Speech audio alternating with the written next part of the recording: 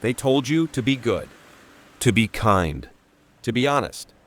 And they promised you that if you just held on to those values, if you just stayed patient, gave selflessly, forgave endlessly, the world would eventually reward you. But what if that was a lie? What if the very thing that makes you good is also the reason the world keeps overlooking you, underestimating you, even using you? In this video, we're going to dismantle the illusion that morality alone is power. We'll explore why Machiavelli, the man so often misunderstood as ruthless, actually offered a terrifyingly accurate blueprint for surviving in a world that quietly punishes innocence.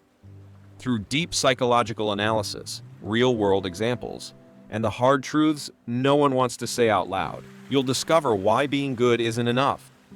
Not anymore. Not in a system that rewards performance over principle, perception over truth. You don't need to become cold. You don't need to play games. But you do need to stop being naive. This isn't about abandoning your kindness. It's about protecting it. Strategically, intelligently, powerfully. By the end of this video, you won't just see the world differently, you'll see yourself differently. And once you do, there's no going back. The betrayal of the good man. He always showed up.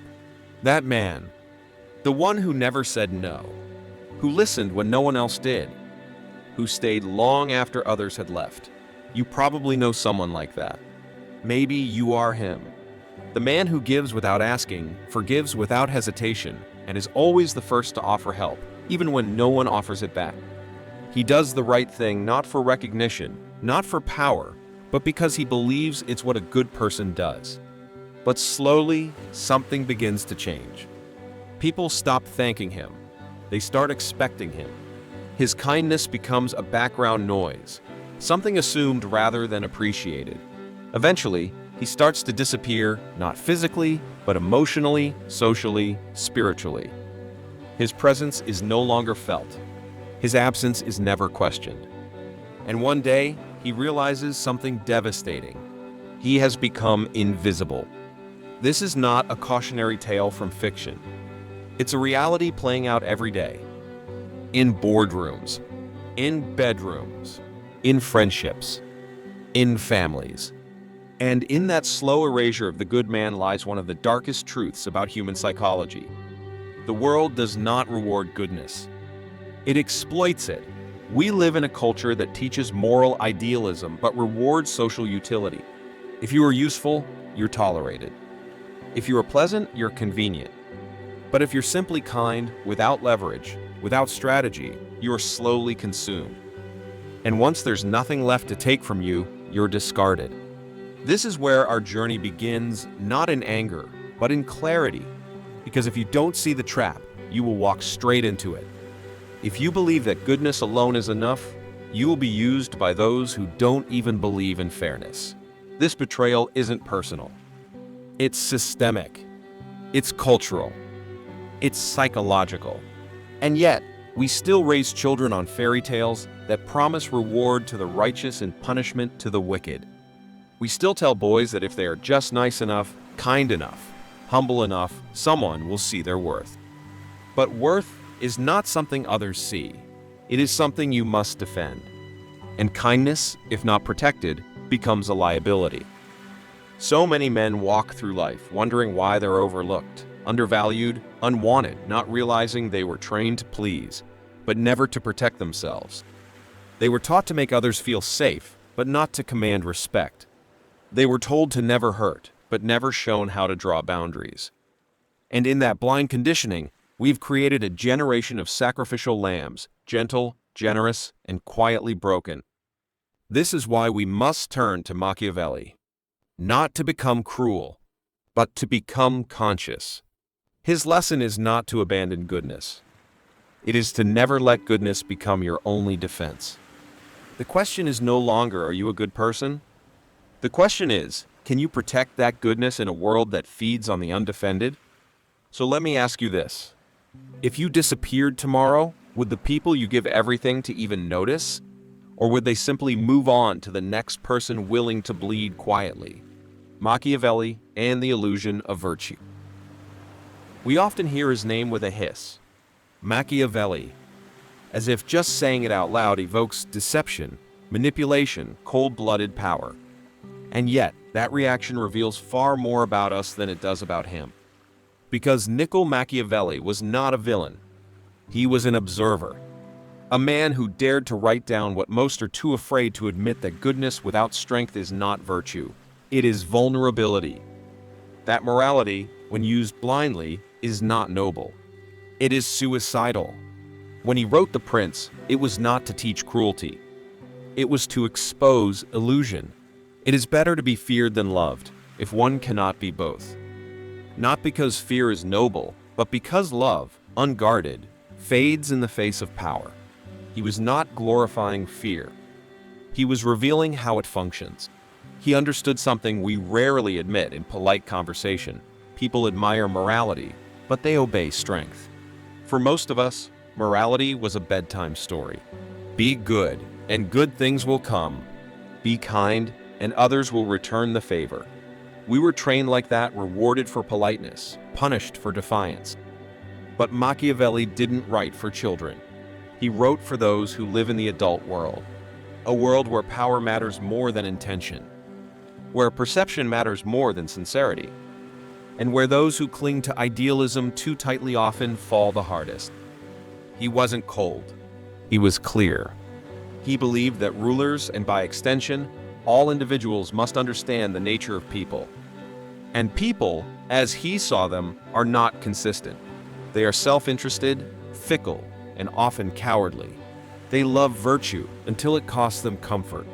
They praise honesty until it reveals something they don't want to see. And they will follow the good man until the moment he no longer serves their interest. Then they will turn on him with a speed that would terrify the naive. But here's the most important part. Machiavelli never said to abandon morality.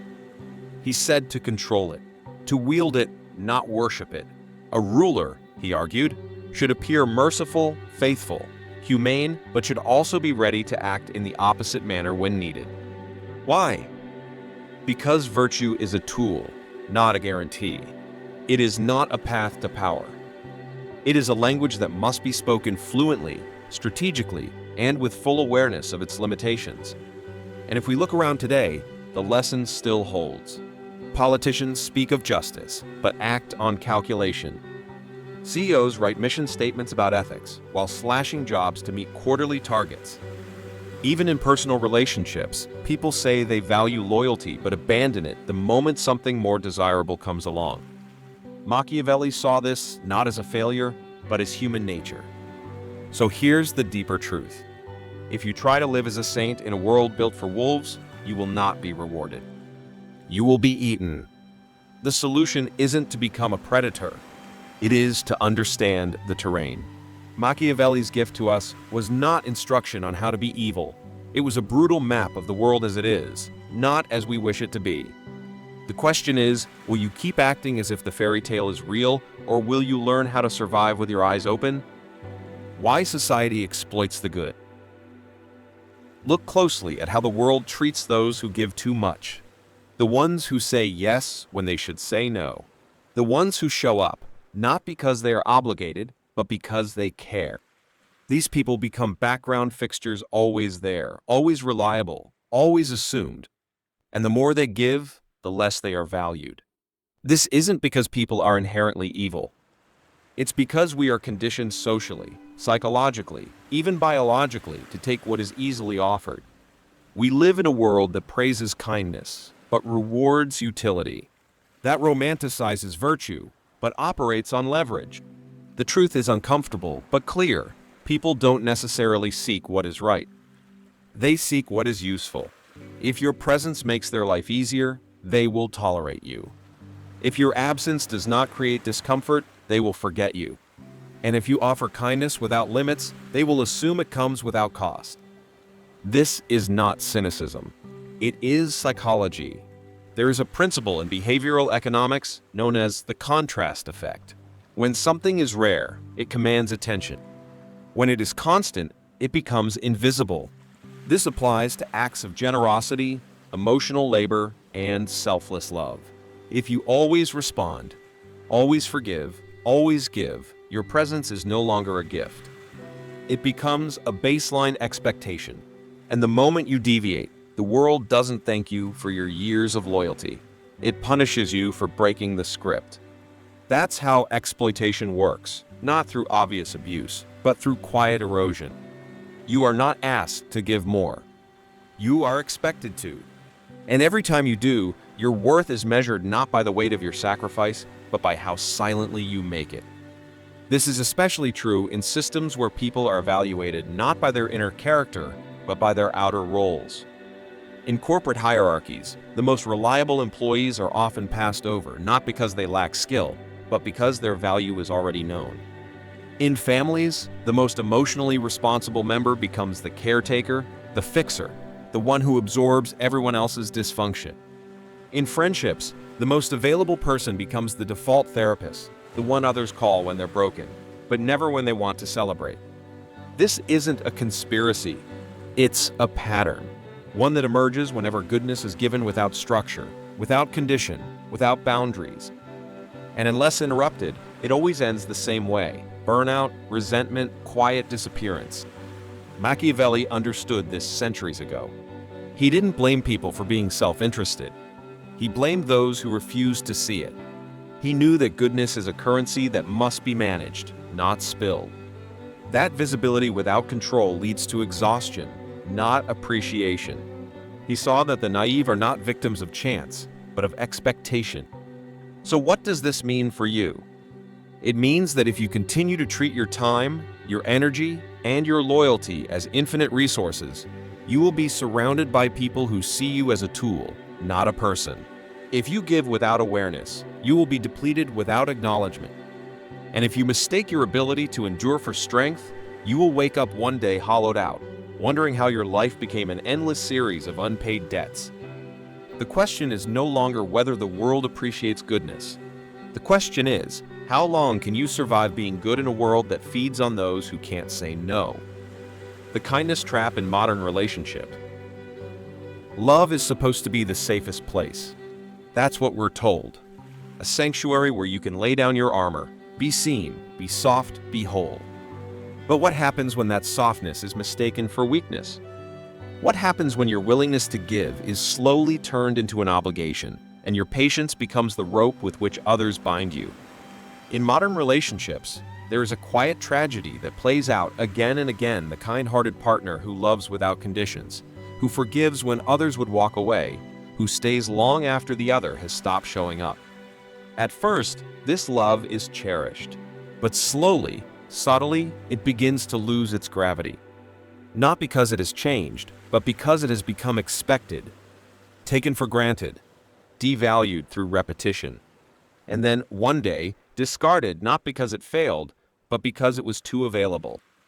This is the kindness trap. It's the belief that if you just love more, give more, sacrifice more, the other person will see your worth. But human psychology rarely works that way. Carl Jung warned us that the unconscious seeks balance.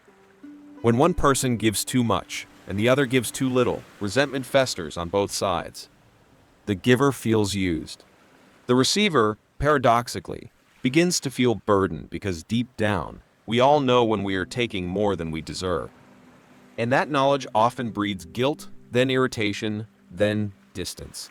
Machiavelli, though not a romantic by any measure, would have understood this imbalance perfectly.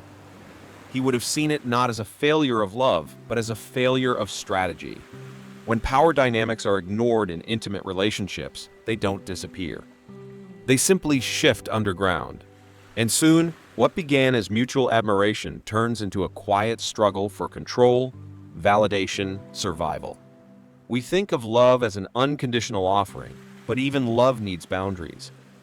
Even generosity needs intelligence. When you give all of yourself without discernment, you become someone else's mirror, reflecting their needs while erasing your own. And in that erasure, you lose not just their respect, but your own self-recognition. The cultural narrative doesn't help. We are bombarded with messages about loyalty, ride or die commitment, endless forgiveness. But no one tells us that sometimes the most loving thing you can do is to walk away, to say no, to preserve yourself. Because love without self-respect is not devotion. It's self-abandonment. And no one, no matter how well-intentioned, can truly love someone who does not value their own soul. There's a deeper psychological pattern here. Those who overgive in relationships are often replaying old scripts, childhoods, where love had to be earned, presence had to be proven, and safety was conditional. They become adults who try to secure love through performance. But love that must be secured through performance is not love. It's a transaction with no clear end. This is what Machiavelli meant when he said that virtue must be paired with prudence. Even in love. Especially in love. Because the most dangerous illusion is not that others will betray you. It's that they won't, simply because you never would. So here's the question to hold gently but firmly. Are you truly being loved or merely being tolerated because you make things easier? Strategic morality and the myth of fairness. Fairness. It's one of the most cherished ideals in modern society. We raise children to believe in it. We build laws to reflect it. We protest when it fails. But fairness, as powerful as it sounds, is not a law of nature. It is a story, one that works only as long as everyone agrees to follow it. The moment someone decides not to, the myth begins to unravel. This is where Machiavelli's realism becomes difficult to swallow. He didn't deny the value of morality, but he insisted that morality, unguarded and unexamined, is dangerous. To him, virtue was not a guarantee of success. It was a tool useful when paired with wisdom, but fatal when applied blindly. He wrote not for saints, but for survivors.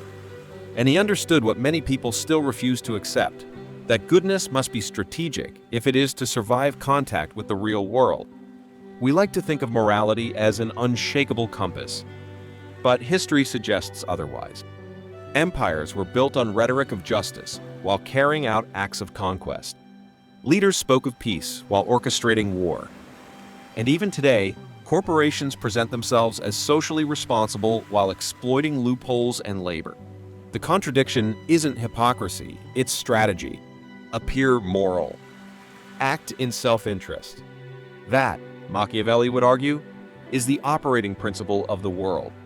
Now, this doesn't mean we abandon ethics, but it does mean we stop assuming that our personal virtue will shield us from betrayal. Because it won't. In fact, the more morally rigid you are, the more easily you can be manipulated by those who treat morality like a costume. If someone knows you'll always play fair, they can predict your moves. If someone knows you'll never walk away, they can push your limits. And if someone sees that your kindness comes without discernment, they'll test it, not because they're evil, but because human nature is opportunistic. This is why Machiavelli insisted that leaders, and by extension, every thinking individual must understand morality, not as an obligation, but as a strategy. Use it when it serves you. Display it when it protects you. But never, ever mistake it for a shield that cannot be pierced. In the Western world, especially post-Enlightenment, we cling to fairness as if it's oxygen. We teach that effort should lead to reward, that integrity should be met with trust, that those who do right will be seen, heard, and respected. But when that doesn't happen, we don't question the story. We question ourselves. What did I do wrong? Why doesn't my goodness count? The problem is not you. The problem is believing that fairness is a given, rather than a game with shifting rules. So what should we do? We should become intelligent about our ethics. We should give, but with awareness. Forgive, but with boundaries. Show up, but not at the cost of self-erasure. Fairness can still be our compass, but only if we accept that others may be navigating with a different map. Machiavelli's brilliance was not in dismissing virtue. It was in placing it where it belongs, not as a religion, but as a resource. A powerful one, but only in the hands of someone who sees the battlefield clearly. So here's the choice. Will you keep playing by rules others are ignoring, or will you learn the difference between morality as a belief and morality as a survival strategy? Why perception always beats truth. It's tempting to believe that if you simply become a good person, honest, kind, competent, the world will eventually recognize you. That truth in the end, will rise to the surface. But history is filled with forgotten saints and celebrated frauds. People don't follow the most morale. They follow the most convincing. They don't obey truth. They obey presence. Machiavelli saw this with brutal clarity. To him, power was not rooted in being, but in seeming. A ruler did not have to be virtuous. He only needed to appear virtuous. He did not need to be just, only perceived as fair. He didn't have to be wise, but had to present himself as someone who could not be questioned. And the moment he failed to project those traits, he risked losing control, even if, deep down. This is the quiet violence of perception. Modern psychology confirms what Machiavelli already knew. People form impressions in seconds. And once formed, those impressions shape behavior. In the corporate world, the CEO who speaks with confidence commands the room, even if their decisions are deeply flawed. In social circles, the one who walks with composure is granted attention even if their ideas are empty. In romantic settings, the person who withdraws with elegance is pursued while the one who clings is dismissed, no matter how sincere their love. We want to believe people judge based on substance, but most judge based on signals. The way you carry yourself, the way you speak, the way you respond to silence. These things matter more than we care to admit. And the person who ignores them, who believes that inner virtue alone is enough, often ends up frustrated, unheard, overlooked. Machiavelli's advice wasn't shallow. It was psychological. He understood that humans are not just rational creatures. We are storytellers. We respond to myth, to image, to performance. And those who master the stage, even without the perfect script, often command the greatest influence. It's not about pretending to be someone you're not. It's about aligning how you are seen with who you choose to be. This is where many people struggle. They mistake humility for invisibility. They mistake vulnerability for transparency. And worst of all, they assume that being right is enough to be respected. But respect, in reality, is often built on appearance. Not vanity, not ego, but presence. The ability to walk into a room and make others feel like they've just encountered someone who knows something they don't. So how do you use this? You stop letting others define your worth. You stop assuming that being agreeable is the same as being admirable. You take control of your narrative not by lying, but by being deliberate. How you speak, what you reveal, when you step forward, when you step back. These are not accidents. They are tools. Tools that Machiavelli believed every powerful person must master. Because in a world governed by perception, it is not enough to be good. You must also look like someone no one dares to underestimate. The question, then, is simple but devastating. Are you living your truth, or are you letting others write it for you? The danger of oversharing and emotional transparency. There's a modern myth that says, if people truly knew you, they would understand you. They would respect you. They would love you. But Machiavelli would ask a very different question. Why do they need to know you at all? Why are you offering your inner world to people who haven't earned it, who may not value it, and who might one day use it against you? In our hyper-connected world, oversharing has become a ritual. Social media rewards exposure. Conversations reward confession. Therapy culture encourages complete transparency. And yet, the more we reveal, the more we feel lost, disarmed, unseen. Because what feels like connection is often just content. What feels like authenticity is often just unfiltered vulnerability without protection, without discretion. Machiavelli would call this strategic failure. To him, power lies not only in action, but in what is withheld. A prince, he argued, should never reveal all his thoughts. He must keep people guessing. Because the moment you are fully known, you are fully predictable. And predictability is the enemy of leverage. It gives others the map to your soul, your fears, your limits, your hopes. And in the hands of the wrong person, that map becomes a weapon. This isn't paranoia. It's pattern recognition. Think of the most powerful figures in history. They spoke rarely, but when they did, the world listened. They didn't explain themselves. They didn't narrate their pain. They didn't seek sympathy. They cultivated mystery. And mystery, when combined with competence, becomes charisma. Today, we mistake openness for strength. But true strength often walks in silence. It chooses its moments. It observes more than it speaks. It allows others to underestimate, while watching carefully from behind calm eyes.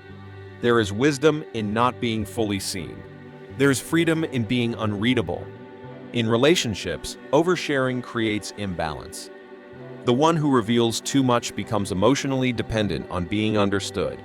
The other becomes the judge, the mirror, the one with the power to validate or dismiss.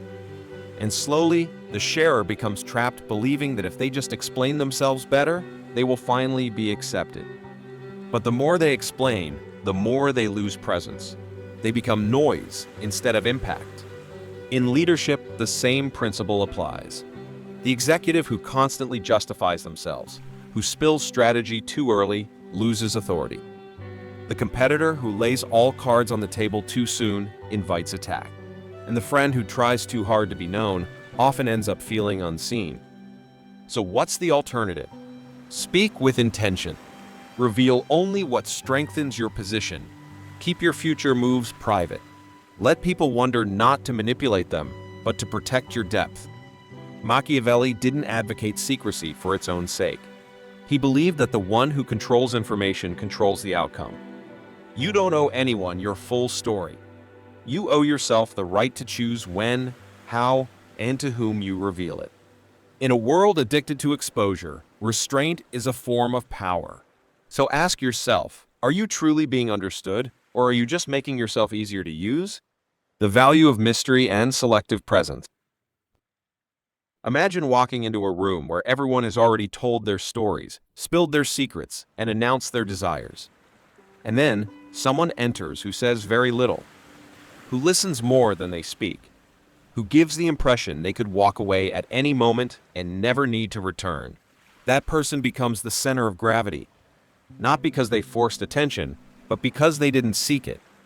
This is the paradox of presence. The more accessible you are, the less you are valued.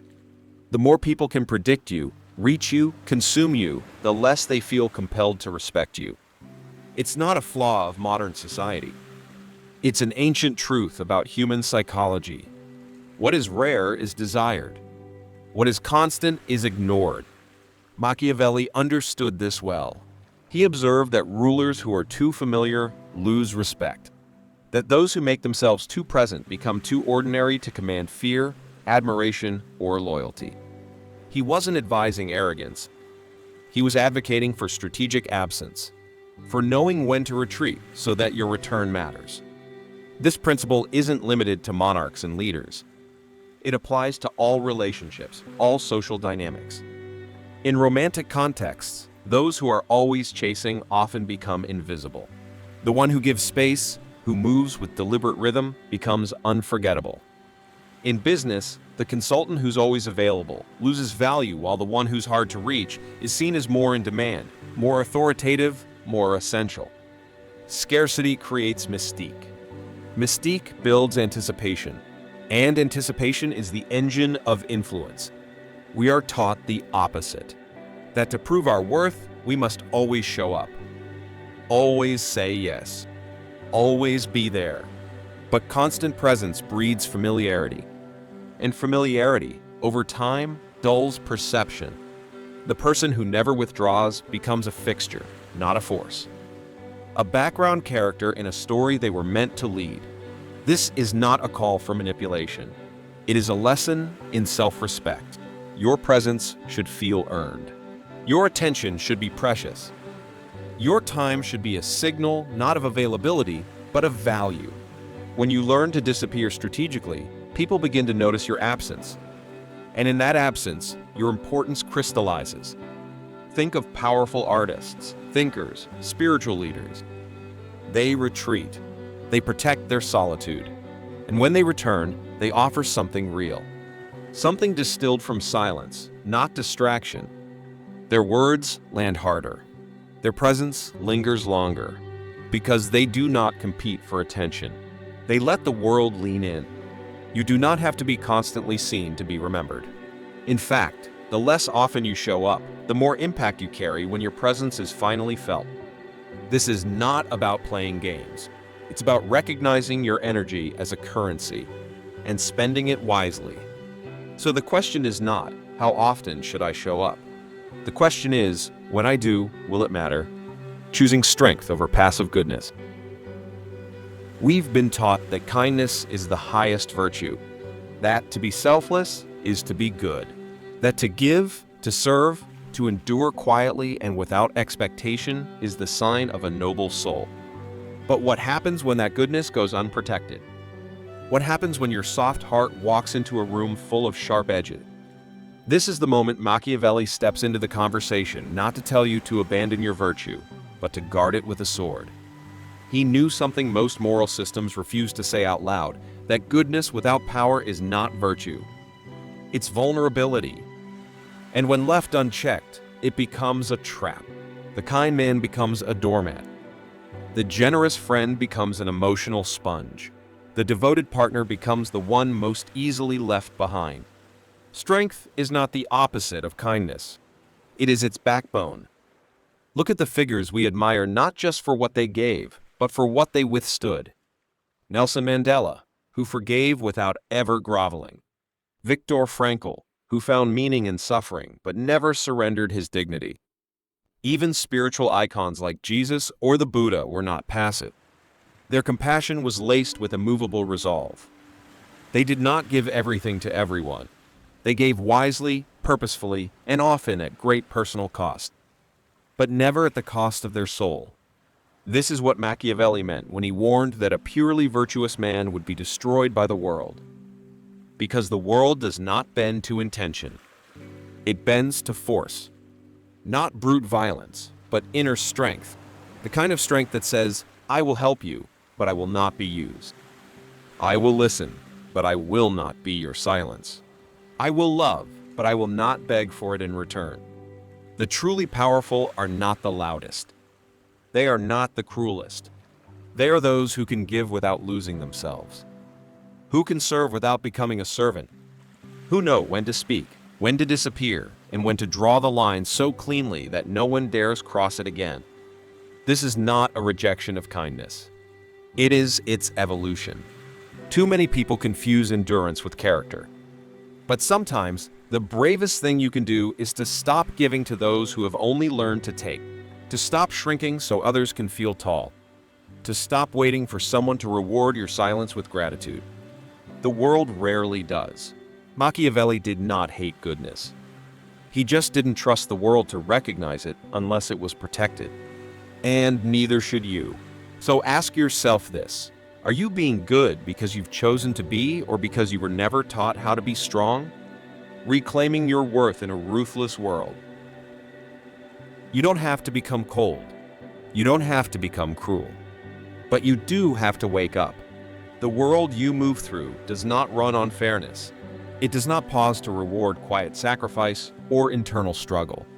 It does not keep score of how much you've given or how long you've endured. It sees what you project. It reacts to what you command. And it responds to power far more than to purity. That doesn't mean you must become ruthless. But it does mean that your kindness must be defended. Your presence must be selective. Your silence must be strategic. Because the moment you offer everything without pause, the world stops asking whether it ever belonged to you. It simply takes. Machiavelli understood this centuries ago. His lessons were not prescriptions for cruelty. They were warnings against Nivette. He did not write for tyrants. He wrote for those who wished to survive among them. And in doing so, he gave voice to a brutal, necessary truth. The game of life is not won by the most virtuous. It is won by those who know when to be gentle and when to be steel. We live in an age that demands constant exposure, constant availability, constant self-sacrifice. But the cost of that is your depth, your gravity, your worth. And the longer you allow yourself to be seen as someone who never says no, the harder it becomes to be seen at all. It's time to step back, not from people, but from the idea that being endlessly good will save you. It won't. What will save you is awareness, discernment, boundaries drawn not in anger, but in wisdom, kindness offered not from habit, but from choice. You are not here to be consumed. You are here to be whole. So reclaim your time. Reclaim your attention. Reclaim the mystery that once made people lean in when you entered a room. Stop explaining. Start observing. Speak less, but mean every word. Disappear when you need to.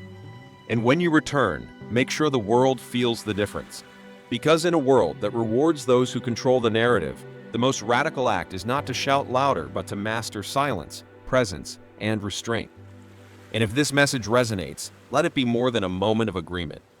Let it be a turning point. The shift from being endlessly available to being unforgettable. Now ask yourself quietly, honestly, from this point on, who do I want to be seen as? And am I finally ready to stop hoping for fairness and start shaping my fate?